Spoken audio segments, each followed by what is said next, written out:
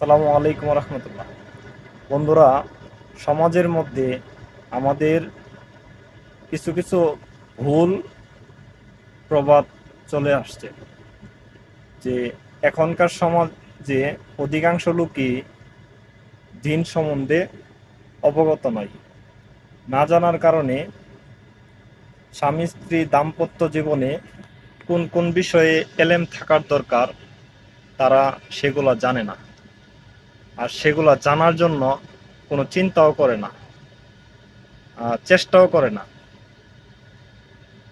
যে সে স্বামী হয়ে যাচ্ছে, এ, বহুত বড় একটি দায়িত্ব তার কাঁধে চলে আসতেছে, কিন্তু তার স্ত্রীর ভুলের কারণে সে কিন্তু জাহান্নামে যাইতে পারে। সে ভুলগুলা সম্বন্ধে সে অবগত নয়। এগুলা জানা খুবই জরুরি।